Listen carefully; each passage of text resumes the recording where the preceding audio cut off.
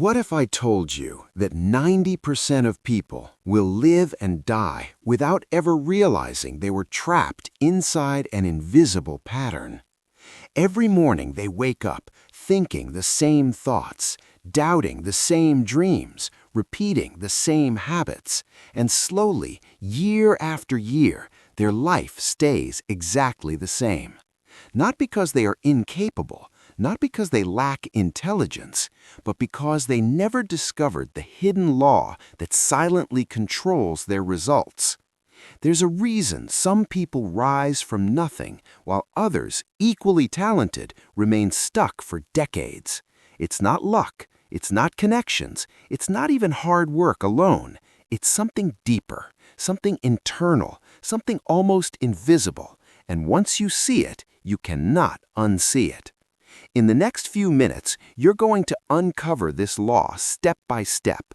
And if you truly understand the final piece, the way you think about success, money, and your own potential will never be the same again. So listen carefully, because this might be the moment your life begins to shift. The prison you can't see. Most people believe they are free. They wake up when they want. They choose their jobs. They scroll, decide, move, speak. And yet, they feel trapped. Not by walls, not by chains, but by something far more dangerous. An invisible prison. This prison has no doors, no guards, no alarms. And that's why almost no one escapes it. You see, a visible prison creates rebels. An invisible one creates obedience. People inside it don't scream, they don't fight, they don't even complain loudly. They just feel tired, unmotivated, anxious, always busy, but never fulfilled. And the most tragic part, they blame themselves without ever seeing what's actually holding them. This prison is not built by governments, not by corporations, not even by money. It is built by unconscious patterns, reactions, habits of thought, automatic responses learned so early they feel like personality. From the outside, these people look normal. They work hard, they set goals, they watch motivational videos, they read books about success. But inside, they live in constant reaction. Reaction to emails, reaction to notifications, reaction to opinions, reaction to fear, reaction to pressure. And reaction is exhausting. Here's a truth most people never hear. You can be extremely active and still be completely powerless. Because movement is not control, speed is not direction, and effort is not freedom. Think about it. How many times today did you do something not because you chose it, but because it demanded you? A message pulled your attention, a deadline pushed your stress, a comment triggered your emotion, a comparison drained your confidence. That's not living. That's responding. And a life built on reaction will always belong to something else, to circumstances, to other people's moods, to systems designed to consume your focus. This is why so many intelligent people feel stuck. They are not lazy, they are not weak, they are not broken. They are unaware. Unaware that their greatest enemy is not outside them, but automatic inside them. Let me tell you something uncomfortable. If your mood controls your actions, your environment controls your mood, and other people control your environment, then who is really in charge of your life? Exactly. This invisible prison has a name. It's called living on default. default thoughts, default emotions, default reactions. A life where nothing is consciously chosen, only triggered. And here's the brutal irony. Society rewards this prison. It calls it being responsive, being available, being productive, being realistic. But realism without awareness is just slow surrender. Look around. Most people don't design their lives, they inherit them. They inherit beliefs about money, about success, about what's possible, about who they are allowed to become. And then they spend decades defending those inherited limits, as if they were truth. But the most dangerous prisons are the ones you defend. Because you can't escape what you don't question. Let me ask you something quietly. When something goes wrong in your life, what's your first instinct? To explain? To justify? To blame circumstances? To say, that's just how it is? That instinct, that reflex, that's the prison speaking. Because power never begins with explanation, it begins with choice.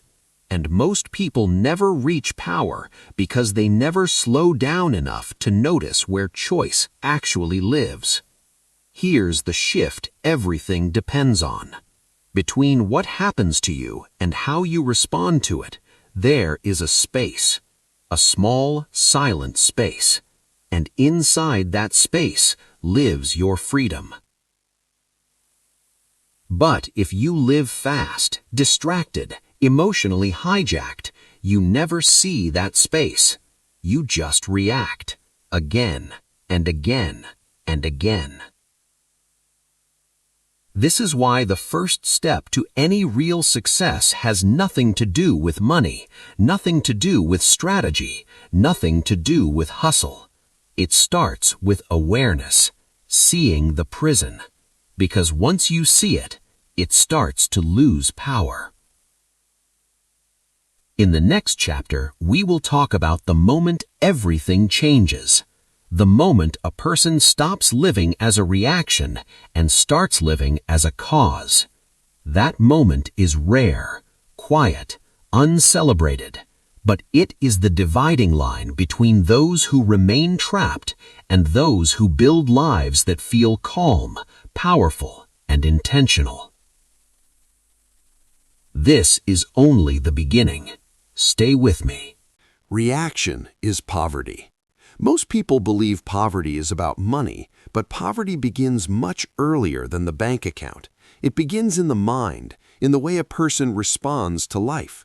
A reactive mind is always late, always defensive, always tired because it is never leading, it is only responding.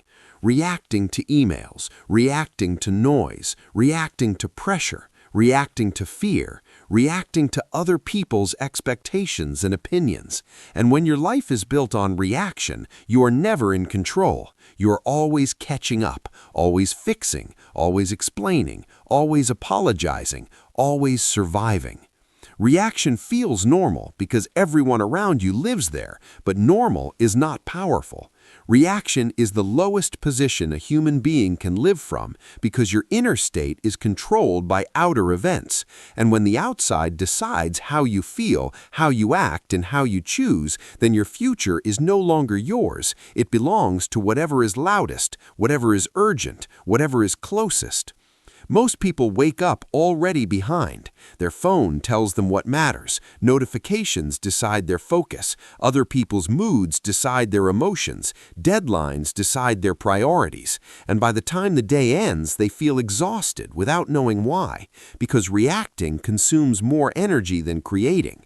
Reacting forces you to think after the fact instead of before it. It forces you to defend instead of design. And over time, this way of living creates a specific type of poverty, not a lack of money, but a lack of power, a lack of clarity, a lack of direction, because when you live in reaction, you never move toward what you want, you only move away from what you fear, and fear is a terrible architect. It builds small lives, safe lives, predictable lives, but never great ones. Look closely at people who seem stuck for years, doing the same work, repeating the same mistakes, complaining about the same problems. They are not cursed, they are trapped in reaction. Every problem triggers emotion, every emotion triggers action, every action repeats the same result, and then they call it fate, but it is not fate, it is a pattern. Reaction trains the brain to believe that life is happening to you instead of through you. And once the brain accepts that idea, it stops searching for options, it stops looking for leverage, it stops asking better questions. And this is where ambition slowly dies, not in failure, but in repetition.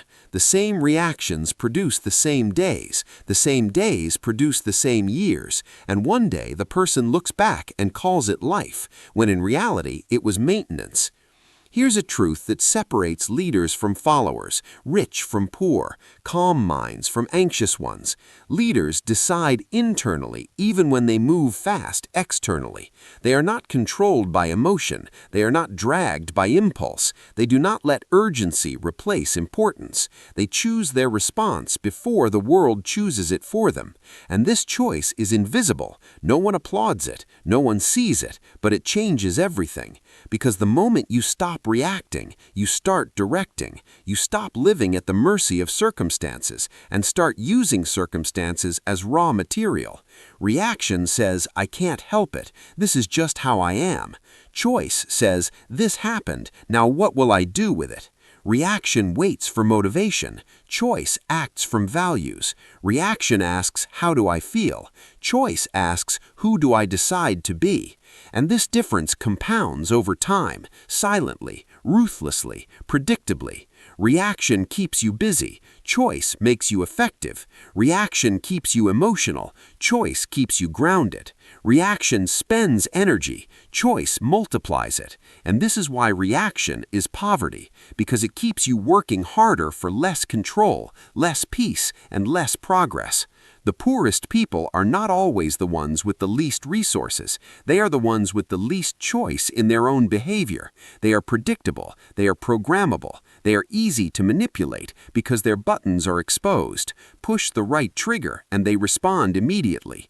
Anger, fear, approval, pleasure. And modern systems are built to exploit this because a reactive person is profitable, distracted, emotional, impulsive, always consuming, always scrolling, always responding, but never building.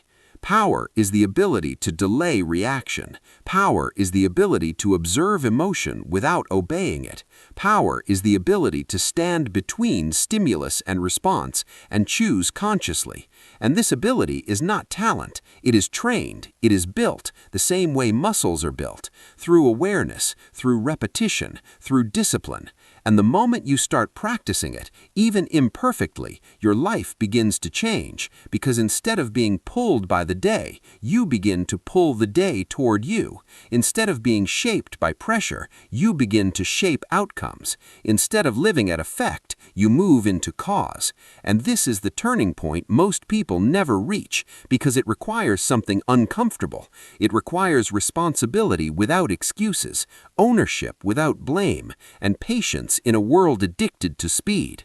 But this is the price of power, and without it, no amount of motivation, no amount of money, no amount of information will save you, because tools in the hands of a reactive mind only create bigger chaos. But in the next chapter, we will talk about the exact moment this shift begins, the moment a person stops asking, "Why is this happening to me?" and starts asking, "What kind of person does this situation require me to become?" Because that question changes everything. The day you take back control. There is a moment in every powerful life that never makes the highlight reel. No applause, no witnesses, no celebration. And yet, everything changes there. This moment does not happen when you make more money or gain status or finally feel confident. It happens much earlier, much quieter. It happens the day you realize that waiting is a form of surrender. Waiting for motivation, waiting for clarity, waiting for confidence, waiting for the right time. That day, you finally understand something most people avoid their entire lives. No one is coming. Not to save you, not to push you, not to decide for you. And strangely, that realization doesn't feel heavy. It feels freeing. Because the moment you stop expecting life to give you permission, you take something back, control. Not control over outcomes, not control over people, not control over circumstances, control over response.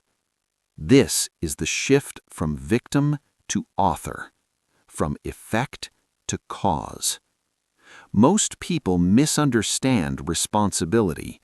They think it means blame, pressure, self-criticism.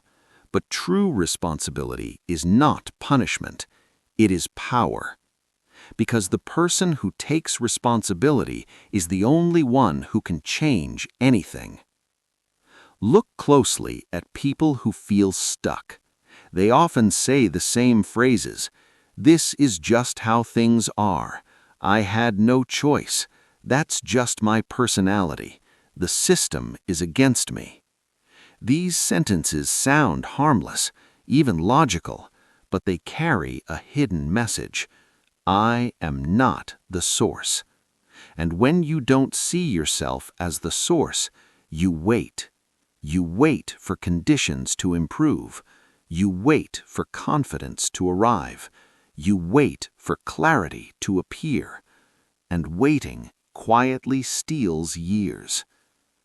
Powerful people don't have fewer problems. They have a different relationship with them. They don't ask, why is this happening to me? They ask, what is this demanding of me? That question changes everything. Because now the situation is no longer an enemy. It's information. It's feedback. It's training. The day you take back control is the day you stop negotiating with excuses. Not aggressively, not angrily, just honestly. You see excuses for what they are, comfortable stories designed to protect identity, and you gently let them go. Not because you hate yourself, but because you respect your potential too much to keep lying to it. Here's something few people admit. Excuses feel good in the moment. They reduce pressure. They soothe the ego. They explain pain. But they also quietly confirm that nothing will change. Responsibility is heavier at first, but then something unexpected happens. Your mind sharpens. Your energy stabilizes. Your decisions simplify. Because now you are no longer reacting. You are choosing. Choice doesn't mean certainty. It means direction. And direction calms the nervous system, even when the road is hard. This is why leaders often feel calm in situations that break others. They are not calmer by nature. They are calmer by position. They stand at cause. They don't control the storm, they control their stance within it. And once you experience this shift, even briefly, you can never unsee it. You notice when you're about to blame. You notice when you're about to react. You notice the moment before the habit takes over. That moment is where power lives. It doesn't shout. It doesn't rush. It waits. In the next chapter, we will talk about the force that quietly pulls powerful people forward. Not pressure, not fear, but something far more stable. A clear inner image that organizes effort and makes discipline feel natural. You're not late, you're early in awareness, and that changes the entire journey. Your future is pulling you. Most people believe they are moving toward the future, but in reality, they are being pushed by the present, pushed by urgency, pushed by fear, pushed by expectations. They react to what is loud and ignore what is important, and because of that, their lives feel heavy, unclear, and rushed, not because they lack ability, but because they lack direction. When you don't know where you're going, everything feels like pressure, but the moment the future becomes clear, the present begins to organize itself.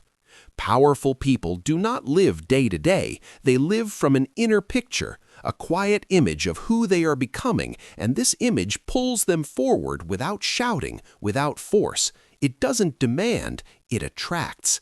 This is why discipline feels different to them. It is no longer resistance, it is alignment. Most people wait for motivation before they act, but motivation is unstable. It rises and falls with emotion. Clarity does not. Clarity stays. When the future is defined, action becomes easier because it makes sense. Effort becomes lighter because it is aimed. This is the secret behind long-term success, not intensity, but intention, not hustle, but vision. Look at anyone who has built something meaningful, a company, a body, a skill, a reputation. They were not guessing every day. They were not waking up asking, "What should I do?" They were asking a better question. What kind of person must I become for the future I want? And once that question is answered, decisions simplify, distractions lose power, and saying no becomes natural because every unnecessary yes steals energy from the future you are trying to build. Most people sabotage themselves, not because they are weak, but because they are unclear. They chase opportunities without knowing their destination and then wonder why they feel scattered. The future you cannot see will never inspire you, but the future you can feel will quietly guide you. This is why visualization is not fantasy, it is architecture. It designs the inner structure that holds your behavior together. When the image is strong, the will follows, and when the image is absent, discipline feels like punishment. People who live from the future are not impatient, they are precise. They understand that small daily actions matter because they are connected to something larger, something meaningful. They are not rushing, but they are not drifting either. They are pulled forward by identity, not pushed by fear. And this is why they remain calm while others panic. They already know where they are going, and when you know that, the noise of the present loses its grip. Problems become tasks, obstacles become adjustments, and time stops feeling like an enemy because it is working with you, not against you. The moment you define the end, the beginning becomes obvious, and this is where true focus begins, not in force, but in clarity, not in pressure, but in purpose. And in the next chapter, we will talk about why clarity is more powerful than confidence, and why people who seem calm and certain are often not more talented, they are simply more clear. Clarity is the new confidence. Most people think they lack confidence. They believe confidence is something you are born with, or something you gain after success, or something that appears once fear disappears. But confidence is not the beginning, it is a result. What most people truly lack is clarity. Confusion drains more energy than hard work. When you are unclear, every decision feels heavy, every step feels risky, every action feels uncertain, and the mind responds to uncertainty with hesitation, not because you're weak, but because you are unsure. Look closely at people who appear confident. They are not always fearless, they are not always certain of outcomes, they are not always right, but they are clear. Clear about what matters, clear about what they're building, clear about what they're no longer willing to do. Clarity simplifies life. It removes internal arguments. It quiets unnecessary doubt. It ends the constant negotiation with yourself. And when the mind stops arguing, action flows. Most people spend years trying to feel confident before they move. They wait for the emotion. But emotions follow decisions, not the other way around. When you decide clearly, confidence catches up. Unclear people ask many questions. What if this fails? What if I choose wrong? What if I waste time? Clear people ask one. Does this move me closer or farther away? This is why clarity is dangerous to distraction. When you are clear, noise loses its power. Opinions fade. Comparisons weaken. Because clarity creates an internal reference point. You no longer need permission. Notice how uncertainty invites anxiety, but direction creates calm. Even when the road is hard, knowing the road matters. A hard path with meaning feels lighter than an easy path with none. Clarity does not require perfection. It requires honesty. Honesty about what you want. Honesty about what you fear. Honesty about what you are avoiding. Most people avoid clarity because it removes excuses. Once you are clear, you can no longer pretend. And that can feel uncomfortable, but it is also the moment your life starts to move. Here is something rarely said. Clarity creates discipline automatically. When you know why you are doing something, you don't need motivation, you don't need pressure, you don't need reminders. The action feels obvious. This is why discipline feels painful to unclear people and natural to clear ones.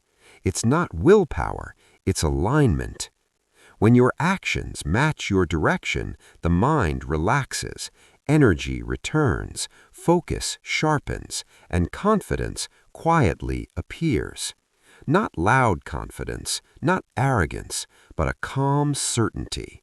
The kind that doesn't need to prove itself. The kind that moves consistently even on difficult days. In the next chapter, we will talk about the hardest form of clarity, the clarity of saying no, of cutting distractions, of choosing depth over speed. Because focus is not a talent, it is a decision, and that decision changes everything. Focus is not calm. Focus is not soft. Focus is not gentle. Focus is violent.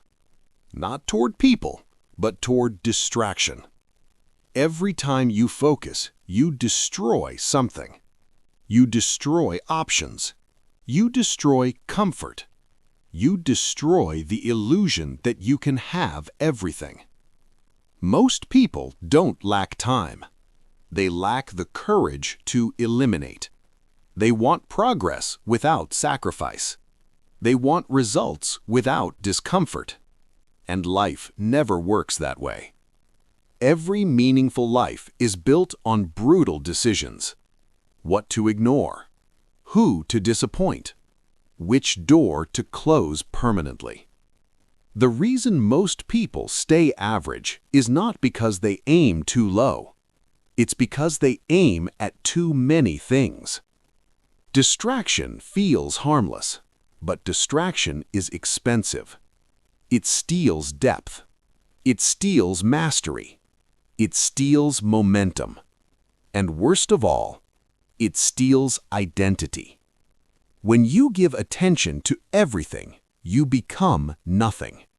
Fragmented, scattered, replaceable.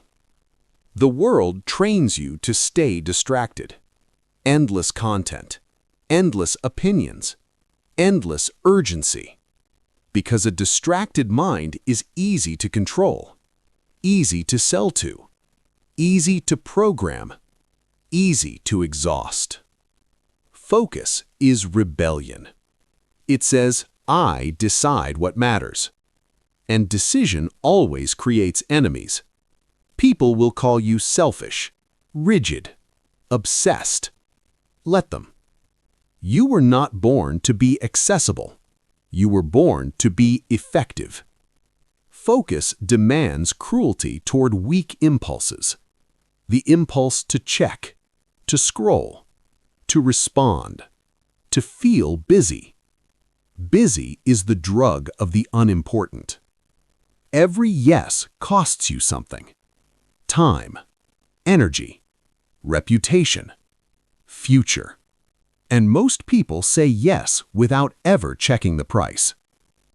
High performers are not productive. They are selective. They don't manage time. They manage attention. Attention is currency. Where you spend it decides who you become. This is why focus feels painful at first. It forces you to sit with boredom, with silence, with resistance. And most people would rather suffer distraction than face themselves. But here is the truth. If you don't cut distractions, they will cut your future. Slowly, quietly, without drama. Focus is saying no to good things to make room for the great. And great things require depth. Depth requires time. Time requires protection. This is why masters disappear. They go quiet. They become unavailable. And when they return, they are undeniable. If your life feels chaotic, it's not because you need more tools. You need fewer inputs. Stop asking how to do more. Start asking what to remove. Because focus is not about intensity. It is about exclusion. And exclusion is the price of excellence. In the next chapter, we will talk about a mindset that multiplies power instead of dividing it. A mindset most people never reach because they are too busy competing to realize there is another game entirely. Stay with me. This is where leverage begins. The abundance code.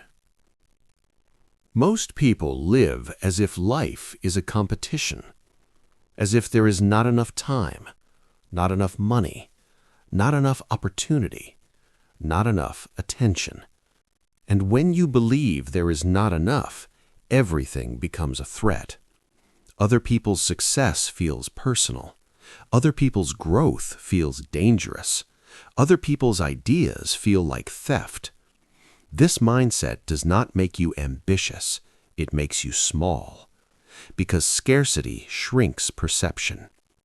A scarce mind is always watching others, always comparing, always calculating who is ahead and who is behind.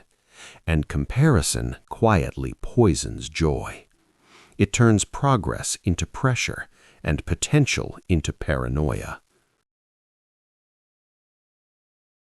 Here is the truth most people resist. Life is not a zero-sum game. One person winning does not require another to lose. But you will never see this as long as you are desperate. Scarcity creates short-term thinking. It asks, how do I win now? How do I take more? How do I protect what I have? Abundance asks a better question. How do we grow the field? People with an abundance mindset do not rush. They build. They do not hoard. They invest. They understand something fundamental. Value multiplies when it circulates. This is why truly powerful people are rarely threatened. They don't guard ideas obsessively. They don't panic when others rise.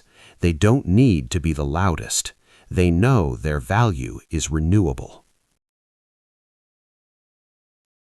Scarcity fights for position. Abundance builds systems. Scarcity competes. Abundance collaborates. Scarcity wants credit. Abundance wants results. This does not mean being naive. It does not mean trusting everyone. It does not mean avoiding boundaries. Abundance is not weakness, it is confidence. Only insecure people need to dominate. Only fearful people need to win at all costs. Abundant people play longer games. They think in decades, in relationships, in reputation. They understand that influence outlives transactions, that trust compounds, that goodwill returns, not immediately, but inevitably. Look at how most people negotiate. They try to extract, to squeeze, to get the upper hand, and they may win the moment, but they lose the future. Abundance chooses win-win, not because it is polite, but because it is intelligent. A burned bridge is expensive. A strong alliance is priceless. This is why the wealthy often move quietly. They don't announce every move. They don't need validation. They don't rush to prove. They let outcomes speak. Scarcity needs proof. Abundance trusts process. When you operate from abundance, you stop fearing missed opportunities because you know more will come. And that knowledge creates calm. Calm creates clarity. Clarity creates better decisions. Better decisions create leverage. This is the hidden advantage. Most people never reach abundance because they confuse it with optimism. But abundance is not hope. It is a strategic belief that shapes behavior. If you believe there is enough, you act generously, patiently, selectively. If you believe there is not enough, you rush, you grab, you exhaust yourself. One builds empires, the other burns energy. In the next chapter, we will talk about a skill that gives abundant people their quiet edge, a skill so rare that those who master it often control rooms without saying much at all. Listening, not as politeness, but as power. Stay with me. This is where influence deepens. The quiet advantage. Most people believe power is loud. They believe influence comes from speaking more, from being seen, from dominating conversations. But the most powerful people in the room are often the quietest. Not because they have nothing to say, but because they are watching. Listening is not passive, it is active control. When you listen, you gather information. When you speak too much, you give it away. Most people listen to respond. They wait for their turn. They rehearse their words. They miss what actually matters. And because of that, they reveal more than they realize. A person who truly listens learns how others think, what they fear, what they want, what they value. This knowledge is leverage. This is why great negotiators talk less. They let silence work. They let others fill the space, and in that space, truth appears. In a world addicted to noise, calm attention stands out. It disarms defensiveness. It lowers guards. It builds trust. People feel respected when they feel heard, and respect opens doors force never could. The quiet advantage is not about manipulation.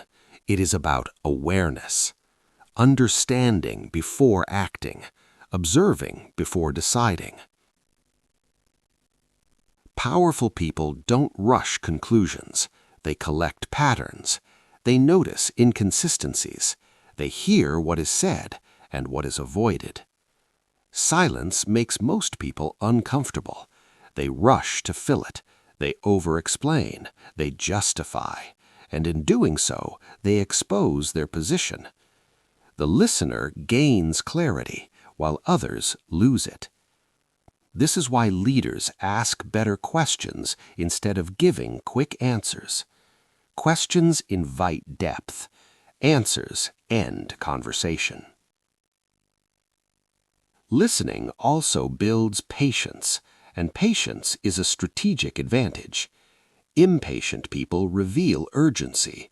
Urgency weakens position. When you are comfortable with silence, you cannot be rushed. You cannot be pressured. You move on your timeline. The quiet advantage extends beyond conversations. It sharpens judgment. It improves decision-making. It reduces regret. People who listen well see situations fully before committing energy. They choose battles wisely. They avoid unnecessary conflict. This is why they seem calm even in tense environments. They are not overwhelmed. They are informed. Most people seek control by talking more. True control comes from understanding more. In the next chapter, we will explore a dangerous mistake even high performers make. The mistake of ignoring renewal. The mistake of confusing exhaustion with dedication. And why burnout is not a badge of honor, but a warning. Stay with me. We are getting close to the edge most people never cross. Burnout is a warning sign. Most people wear exhaustion like a badge of honor. They brag about long hours, about sleepless nights, about constant pressure, as if being drained means being important. It doesn't. It means something is wrong. Burnout is not a sign of commitment. It is a sign of misalignment, a sign that effort and meaning are no longer connected. The body never lies. It signals before it collapses.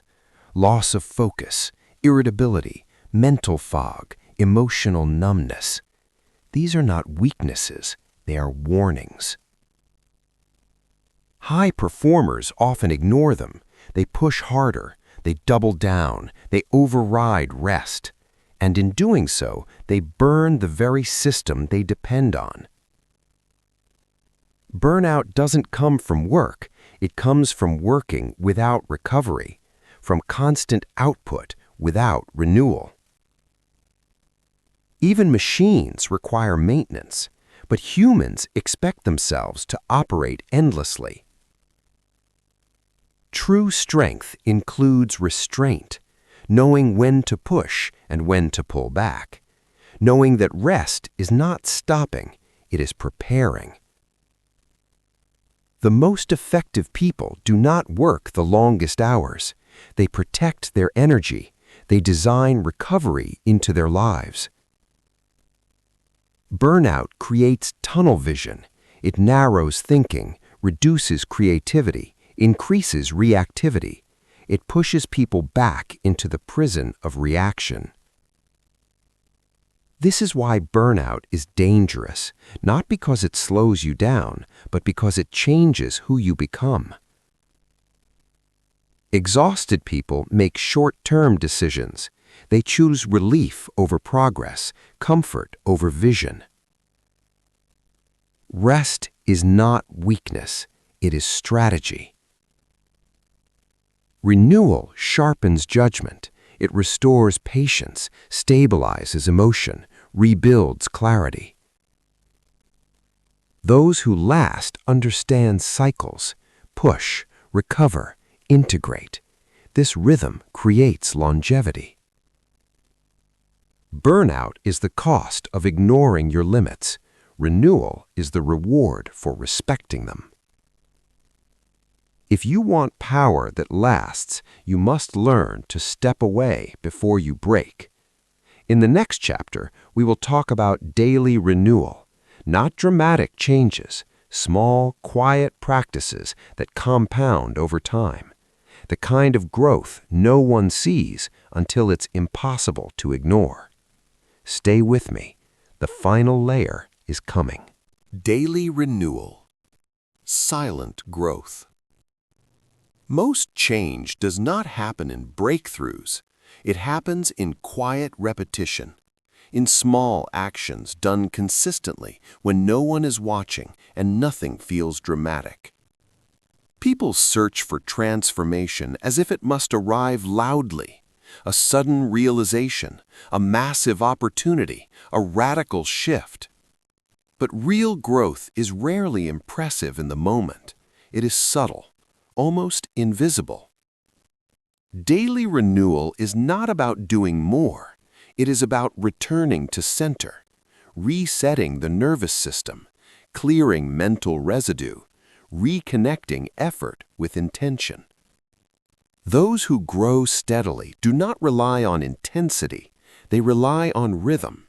They understand that energy is renewable only when it is respected. Small rituals create stability.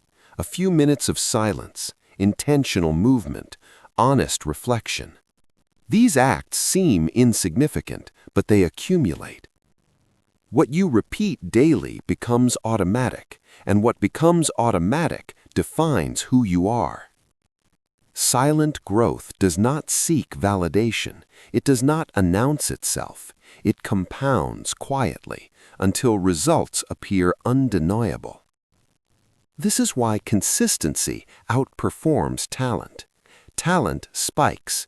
Consistency compounds. Most people quit renewal because it feels slow.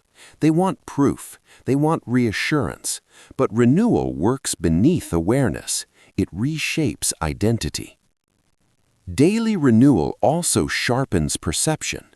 You notice patterns sooner. You catch drift earlier. You correct course before damage spreads. This is how leaders stay grounded under pressure. They do not wait until they break. They renew before they need to. Silent growth creates resilience, not the kind that resists stress, but the kind that absorbs it without losing direction. Over time, these small practices change how effort feels. Work becomes clearer. Decisions become lighter. Focus becomes steadier. Most people chase motivation. Those who last build systems. Renewal is not escape. It is preparation. It is how you protect what you are building.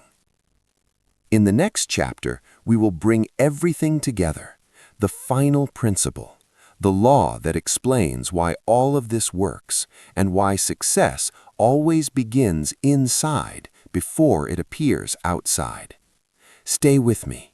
The end is not a conclusion. It is a reveal. The pattern behind everything. At this point, something should feel different. Not louder, not more exciting, clearer. You may not be able to explain it yet, but you can sense it. A pattern. Every chapter so far has pointed to the same truth from a different angle. Control, choice, clarity, focus, energy, renewal. They are not separate skills. They are expressions of something deeper. Most people try to fix their lives from the outside. They change tactics, schedules, environments, strategies, and when it doesn't last, they assume they failed. They didn't. They just worked at the wrong level. Behavior is the surface.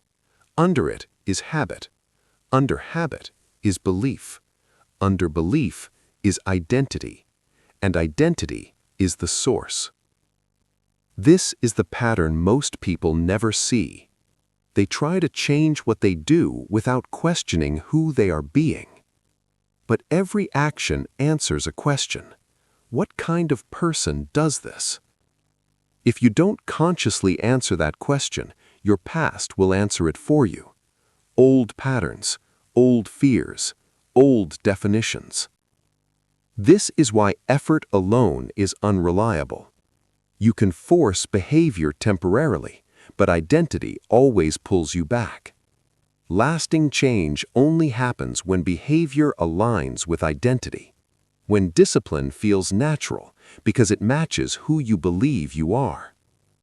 Look at your actions honestly. They are not random, they are loyal. Loyal to the self-image you carry quietly. This is why clarity works, why focus works, why renewal works. They are not hacks, they are signals to the mind about who is in charge. Each time you choose deliberately, you reinforce identity. Each time you eliminate distraction, you declare priority. Each time you renew instead of burn out, you prove self-respect. Over time, the mind updates, not through words, but through evidence. And once identity shifts, everything accelerates.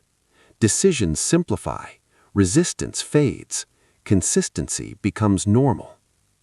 This is the point where effort turns into momentum, where success feels less like struggle and more like expression. Most people never reach this layer because it requires honesty. Not motivation, not confidence, honesty. Honesty about what you are tolerating, about what you are avoiding, about who you have been pretending to be. But if you are willing to see clearly, the pattern becomes obvious. You stop fixing symptoms and start adjusting the source. In the final chapter, we will name this law directly, the principle that explains why everything you've heard either works or doesn't. It is simple, uncomfortable, and impossible to ignore once seen. Stay with me. You're about to understand what most people spend a lifetime missing.